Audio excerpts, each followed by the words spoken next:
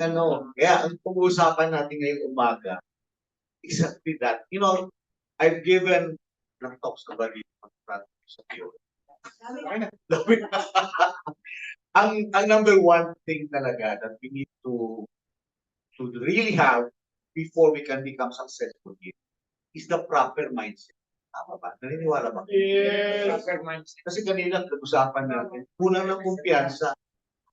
Diba? Pag kulang ng kumpiyansa, where does that come from? Diba? It's from our mindset. If you believe you can deliver, you will deliver. Tama? Yes. So, okay, so ang importante dyan is ayusin muna natin yung ating pananaw. Mindset is pananaw. Kaya ang ating topic ngayon is business or side. Ako na mag-ito. Hindi mo alam yung timing ko. Oh. So, okay lang. Yan lang ako. Kasi ako mismo nag-memorize ng slides ko. Alam mo, yung mga ito, binigyan ako ng, Sir Ray, ikaw sa branch mo sa Lunes. Kailan yung sinabi sa akin? Huwebes. Okay, sabi ko na ako.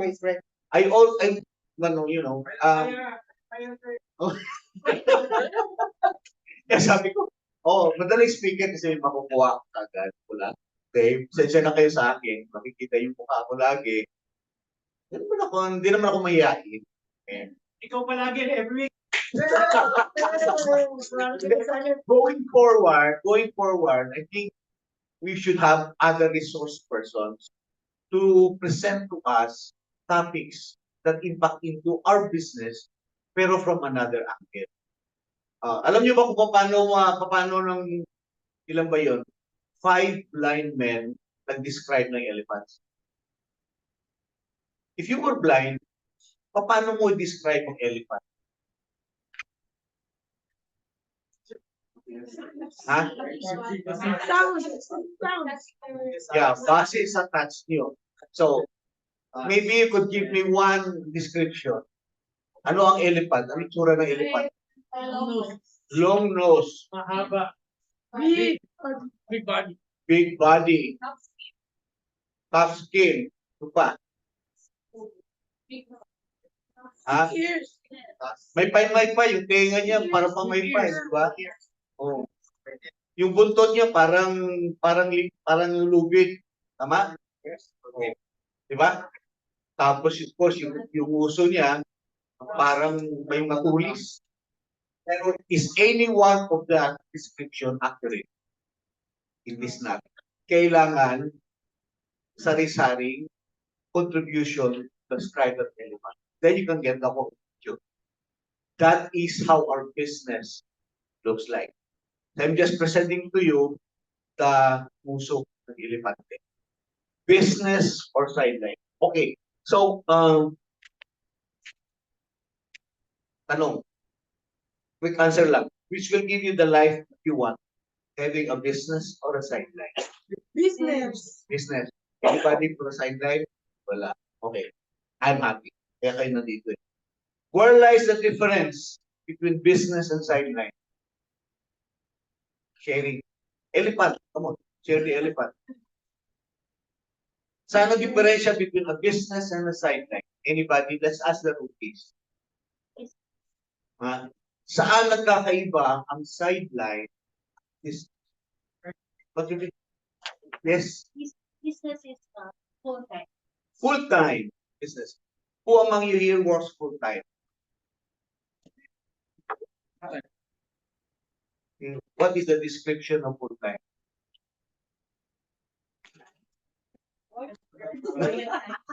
So maraming bagay na hindi just an example. Anyway, to proceed fast. Just like I've made this list, I think, on the most significant points between a sideline and a business. Tell me if you agree or not. Okay? Sideline, no long-term plan. Agree or disagree? Agree. Okay? How about business? Agree or disagree? Agree. Good. Okay, mamaya pag-usapan natin. Ano bang business plan sa Manila? No time. Tama? Agree or disagree? Mahina. Agree. Pero madalas ko naririnig na dahilan yun. Wala akong oras eh. Naging busy ako sa pamilya. Naging lumakad kami, may pinuntahan kami, may ginawa ako. Tama? Okay? You think they will become successful? Oh. No. Okay? FAs always make time. Full-time business, FAs always make time. Walang nagsasabing wala akong oras. Kasi pag wala kang oras, wala kang negosyo. Okay? You only have a sideline. Correct? They don't want to make sacrifices. Ito na yung lifestyle ko, join na ako, wala akong oras, inuna ko yung mga ibang bagay. Tama ba? Correct? Can you identify with that? Okay? Tanungin yung mga matagal na dito, yung mabatikan na, ang daming sakripisyo. Tama? Nakangiti pa rin kahit may sakripisyo. Because that is what makes a full-time business person. They make sacrifices. They lack ambition and vision. Ang nakikita nila, yung nandito lang sa harap nila.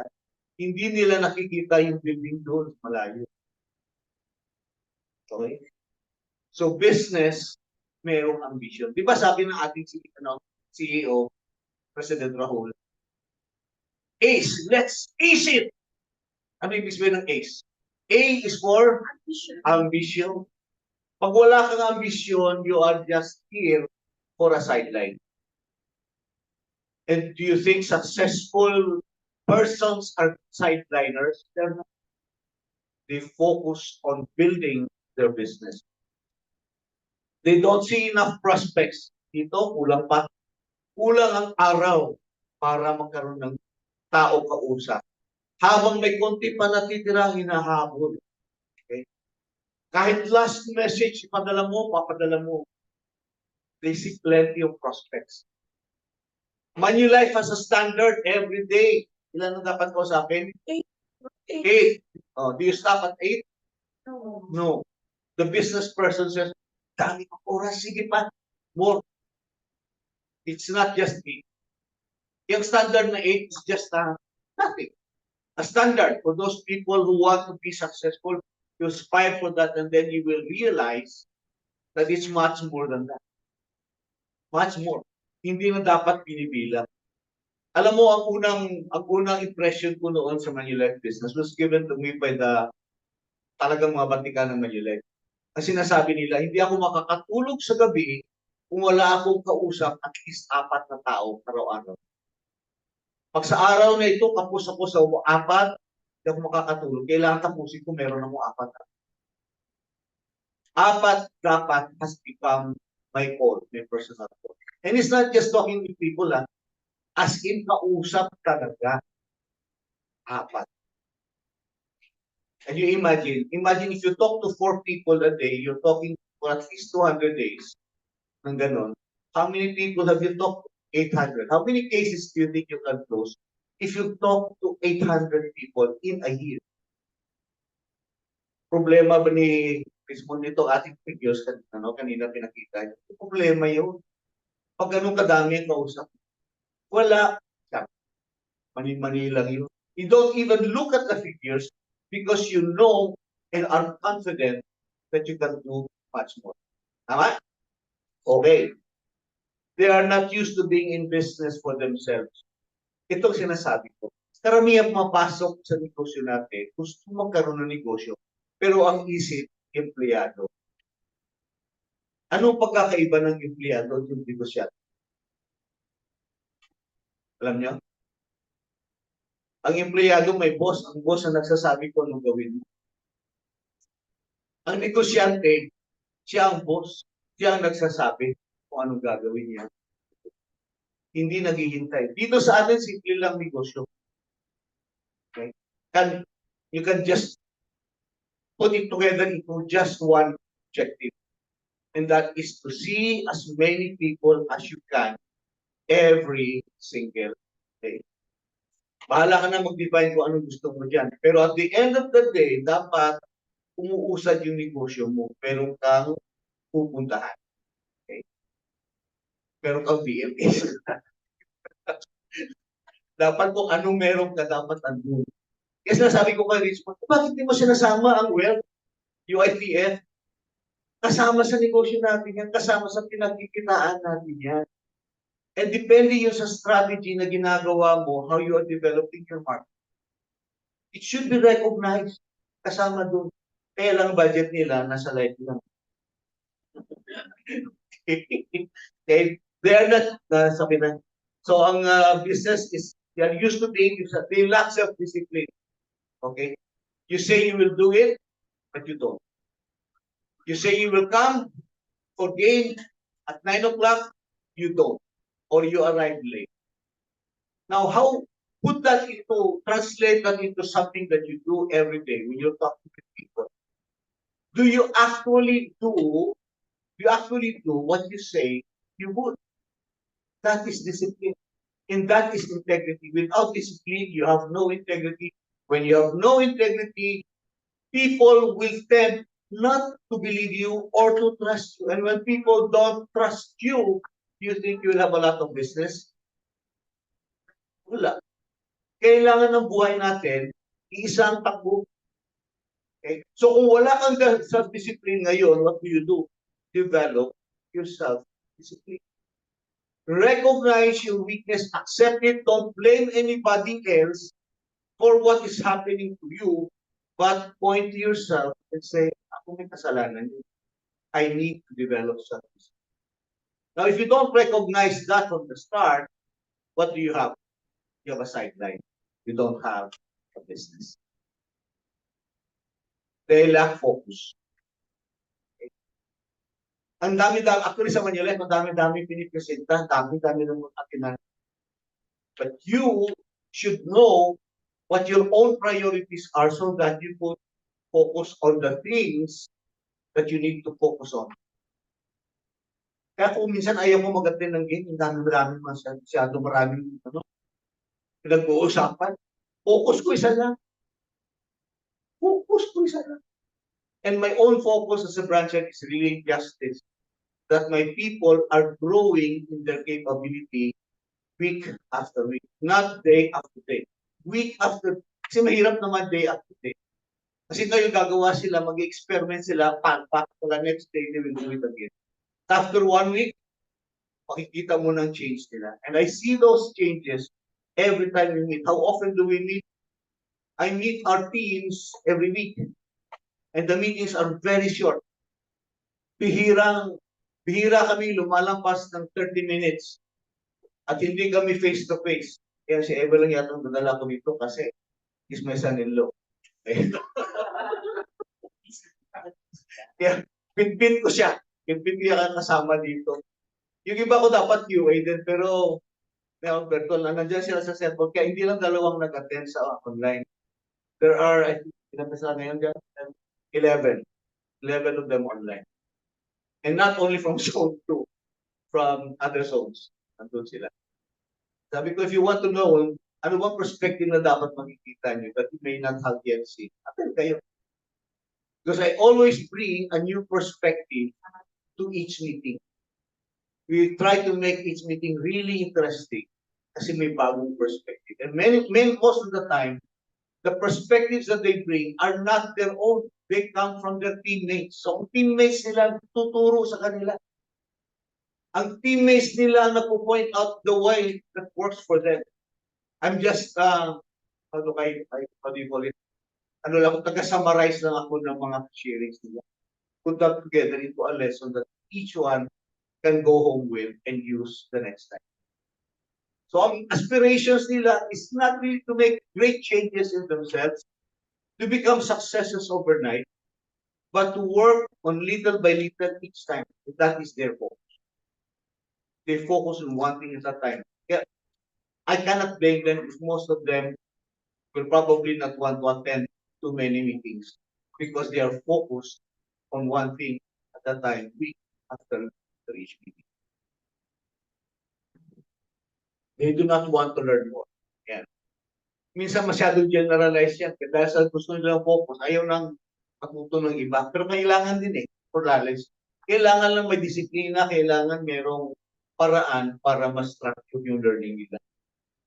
So they're in fact hungry for learning, but they have trained their own patience to learn the things that they have not yet learned. But they can personally make a focus of the thing that they want to learn most. And of course, they have access. Any time of the day, they can ask questions. Any one of the teammates pwede nilang tanungin. Anyone with an experience pwedeng sumagot. So hindi lang ako, they discover their own capabilities, they discover their own knowledge. Okay? Ito problema. Sideline, they get old, sickly, or lazy. O kanina lang, di ba? Ano to? Sa Zumba. Sa Zumba. Okay, we can always do that. Aspire. So long as you aspire, you keep young. Magiging very young kayo. Kanina tinanong ako niya, how old am I? How old do you think I am? 23, sir. 93. 23. 24. May isa kayong halata ko, kulero kayo. It's nice, no? But you make people feel good. It's nice. I like that. Okay? I'm actually 72. I was supposed to have effectively retired noong 2022. Yun ang target ko. Paano? Sinira ng COVID yung ating negosyo. Kailangan mag-recover. Sabi ko, sige, di bale. The next target will be 75.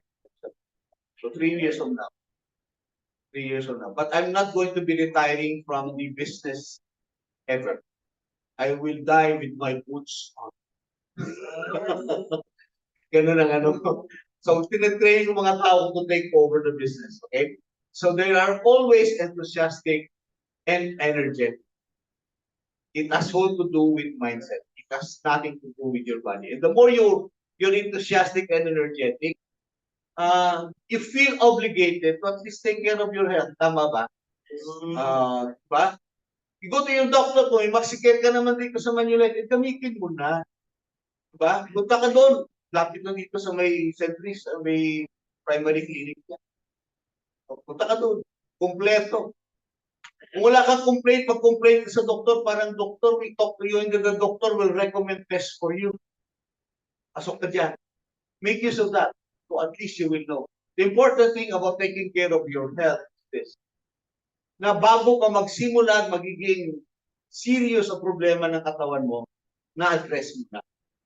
You don't wait until your symptoms are bad before you start.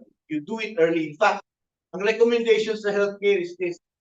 Once you hit 40 years old, you should be having an annual physical exam. Annual. Okay? Now, some people are afraid to go to the doctor because they're afraid to find out what is wrong with them. Asawa ko ganun.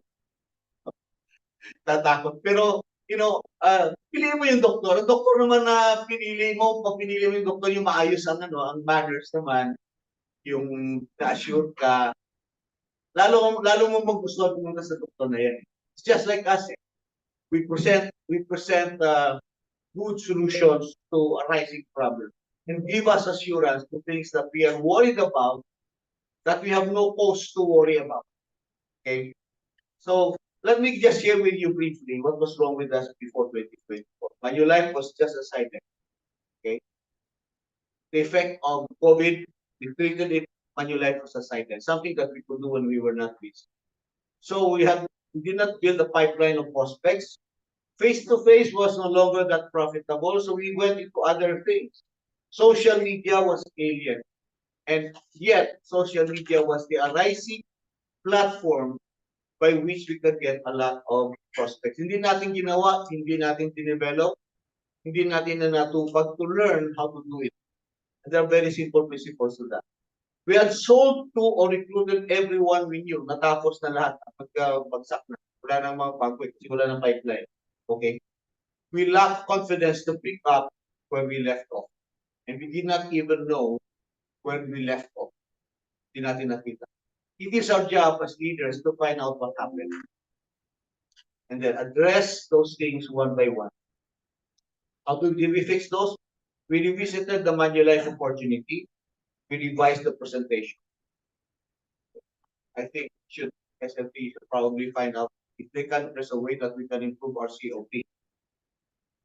Define and demand non-negotiable. So if you want to join Manulife, this is what you should do. If you're not willing to do this, let's not go forward. I don't know if you do this. I always do this with people. When you come in, okay, fine. But there is cost, there is a price that you must pay. And that price is your own personal commitment. Not commitment to the business, because you're still going to be learning to the business. What I would like you to commit to is to commit to your own growth and success. Not to anybody else. Ikaw muna. Pag hindi mo nagbigyan ng commitment ng sarili mo, bakit naman ako magkukumit to help you? Tama? But if you commit to making yourself as successful as you can possibly become under our programs, fine, let's go ahead. TMTC. So we talked about it, I talked about this the previous time. No? We changed the way we look at that time. We changed the way our mind works. We changed the way we work with the team, and we put everything together so that you can work consistently. This is the key. This is what I found out that happens to those who become successful.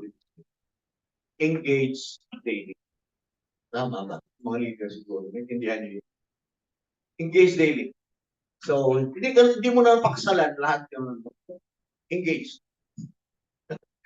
Engagement lang. Daily, you become here. Ang na-pick up ko kay David Grant, sabi niya, I must do something about recruitment every day. Dito sa atin, I must do something about my business every day.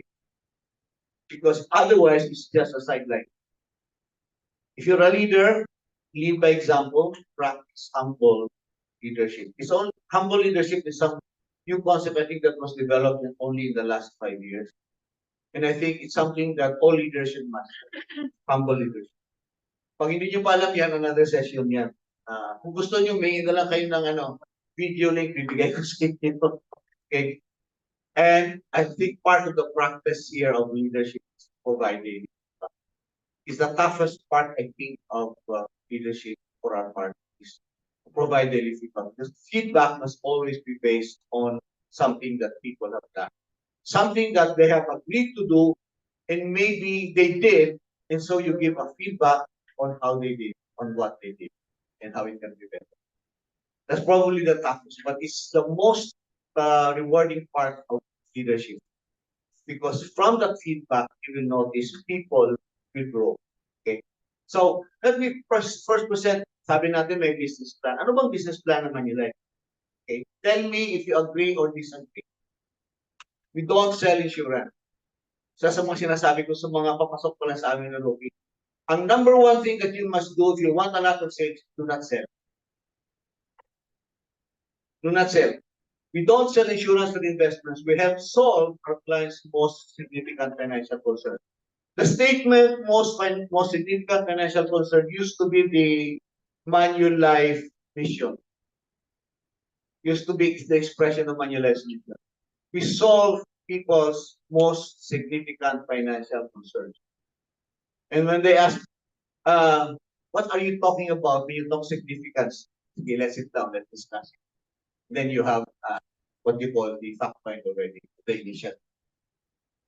When we accomplish our mission, income follows. When we do more, we earn more. Okay? Earn more because you can do much more. However, because we are limited in terms of our physical capabilities, tao lamang po tayo. 24 hours lang po lamang tayo meron. How do we earn a limitless income? We can do limitless when we recruit other employees. The real growth in our business is when we recruit others.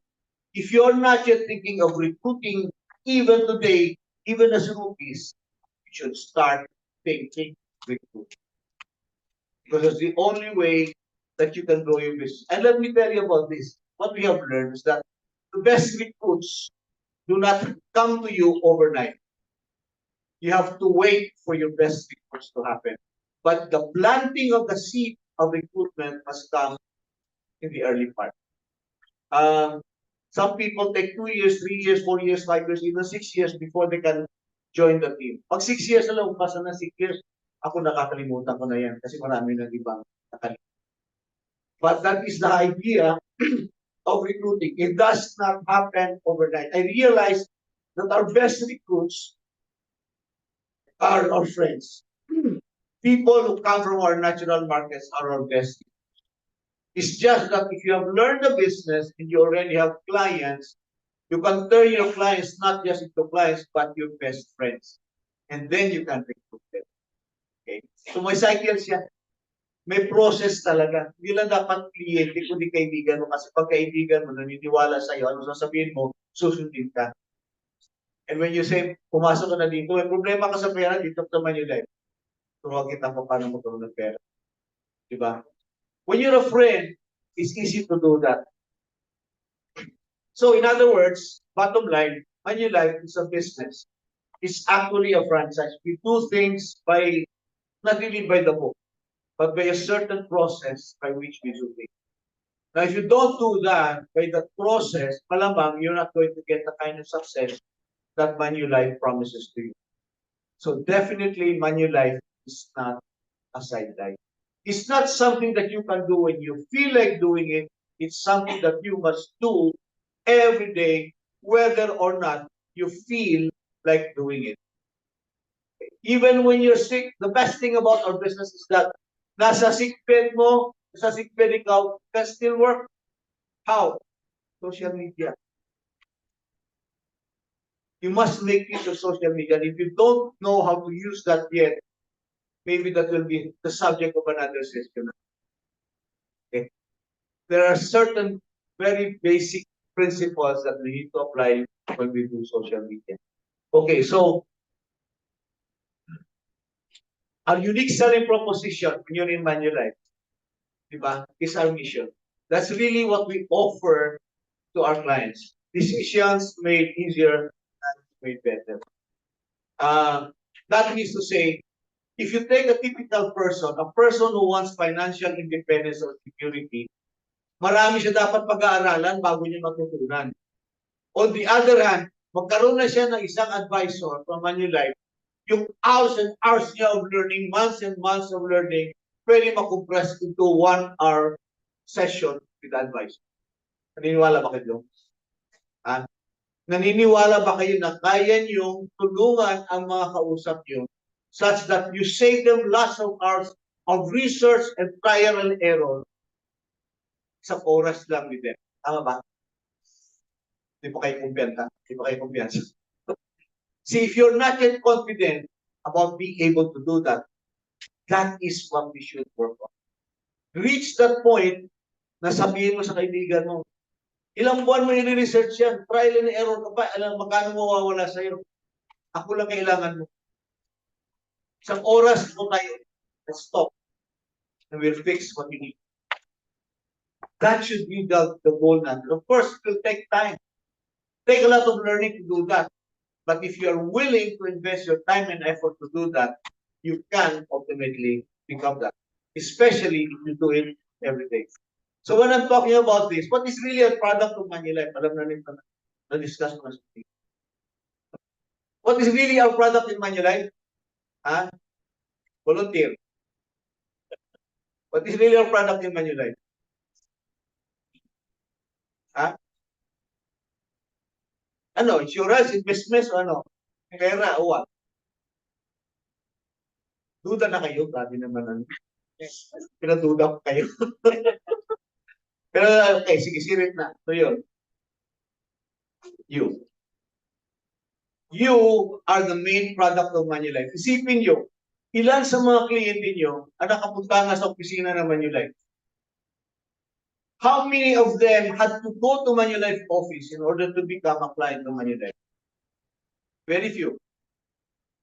Very few. On the other hand, how did they become clients of Manulife? Through you. You are the person responsible for it. If they believe you, they will almost say, sige, ano ba niyang gusto mo? Sige, tuloy na natin. Dami kong kliyente yung sasabi na gano'n. Doon manggagaling yung sinasabi nilang one city to. Sa upuan mo lang tapos na. Because they trust you so much. You are the main product. So, your main objective, especially when you are rookies, is to change you. Make you into the best product that you can be. Nice person to be with, easy to talk to, caring, understanding, action agad, expert, knowledgeable, reliable. Tama? Bakit ka kayo? Naniniwala ba kayo? Yeah. I tell you, if you don't work on yourself, ganun, you will be, without that say that you're looking for. But when you said, when you're in front of a crowd, you're conducting a seminar, why will they believe you? If you are very believable, very credible. That means to say, if we're going to live as Manulife Financial Advisors, we have to live as advisors that people can trust. That means to say, walang scam, walang whatsoever that will ruin our life. Kailangan straight na straight so that as you project yourself, especially on social media, people will get to know you as you are really that person.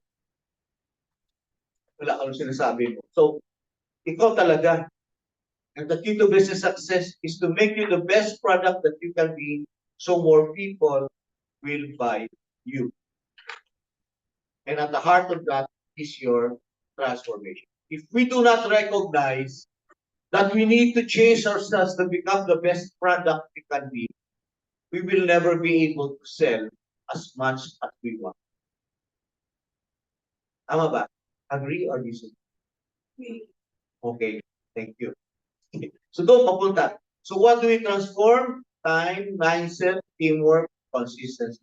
I will not talk about that anymore. I talked about that in the previous talk. And I don't know kung na-share ko na rin yung video. Pwede niyo access ang video. Just, alam niyo sa QA, lagay niyo doon sa ating group chat. Kung gusto mo ng copy ng talk. I will actually post this talk. Kaya ako nag-record ngayon. So those who miss this session can actually have access to this talk. How to transform? The practical thing about this business is it's not really rocket science. Okay. You know a few things, you apply. And as you apply, what happens? You learn more new things. And then you apply again. And you learn something again. Keep on doing. But if you apply it only once every now and then, you will tend to forget what you have learned before. It's not going to become part of you. And if it's not going to become part of you, it's not going to be part of your business.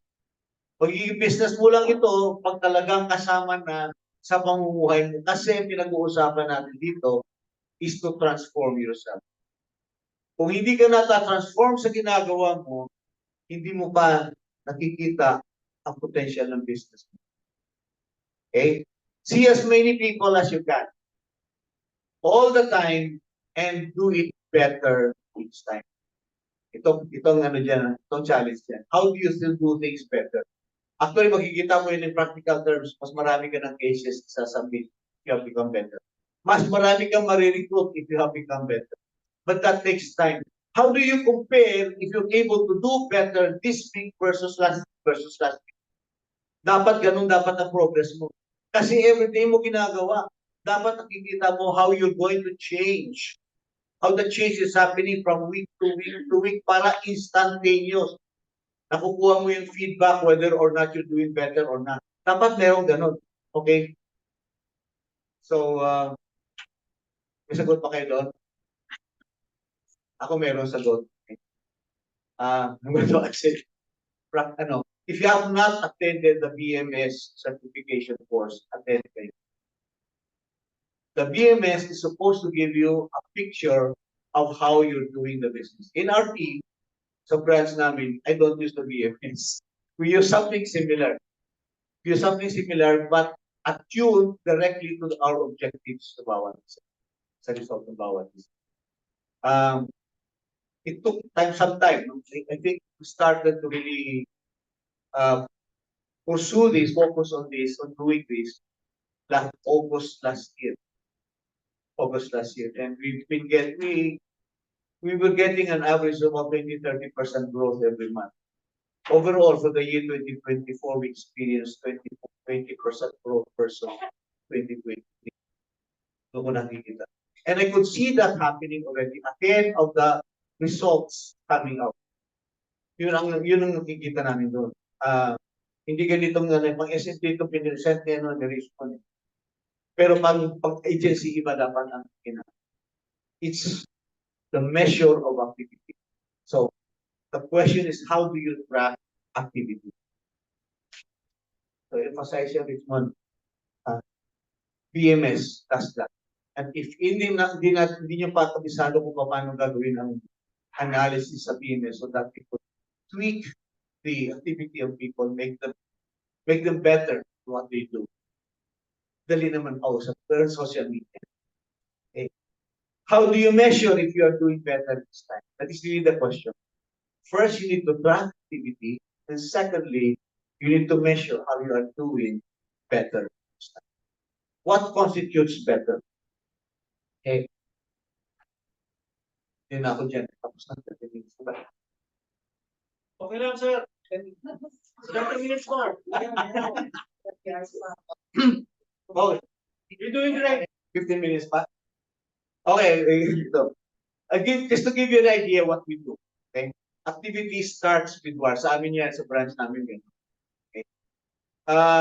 Sa ngayon, we're down to about 51 headcount lang. But out of the 51, 34 are already doing the weekly accountability, which is our equivalent for DMS. What do we do there? It is a tool for organizing work according to proper priority. What is more important? So it is a tool. It makes work efficient to kasi na-measure mo yung conversion mo. Halimbawa, paano ba tayo nagtatrabaho? Unang-una, meron tayong kausap. Pero, when you war, hindi ka bara-bara. Namimili ka kung sino ang gusto mong kausapin. Okay? Nakalista. The main difference is merong listahan. And ang pinaka-recommended namin dyan is that you start with at least 30 names. The hope is when you have 30 names, you can get at least 10 appointments. And out of the 10 appointments, hopefully, 5 dyan will turn out to be meetings, initial meetings. This refers only to initial meetings. It doesn't refer to other meetings. Initial meetings lang. Bakit? Kasi kung may initial meetings ka every week, kung may 5 kang initial meetings every week, there are 50 weeks in the year. That's 250 persons na nagiging prospects mo when you have initial meetings. So tell me, how impossible is it to have one case a month at least if you're talking 250 prospects already? How? Mahirap ba? Hindi naman, di ba?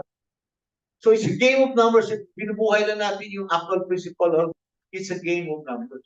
250 for the year, come on.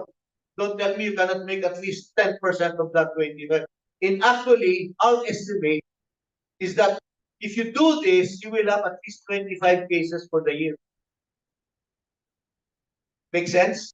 250 prospects, 10% of that, you get into sale, as sale. Our numbers actually prove that.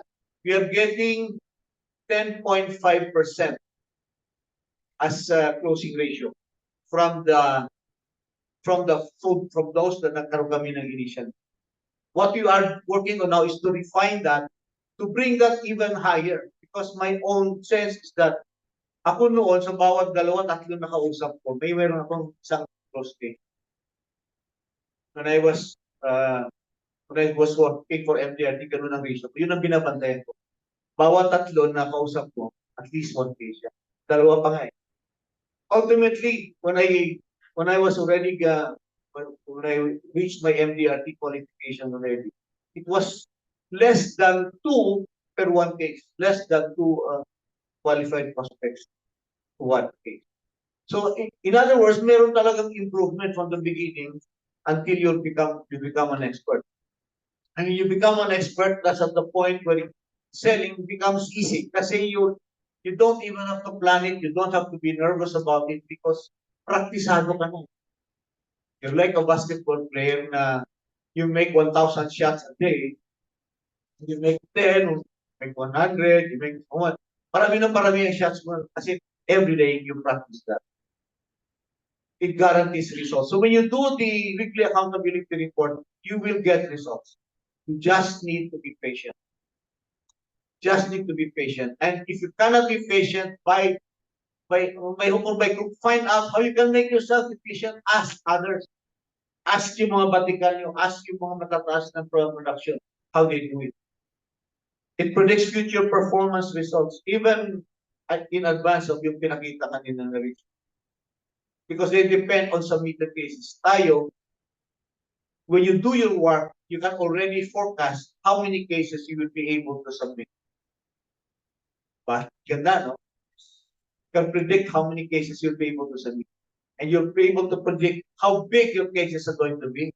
You're going to predict how many cases going to the future you can become. Kasama dyan, resulta yan ng war. Okay? So, ito lang yung ginagawa namin dyan. Have at least 30 names to call.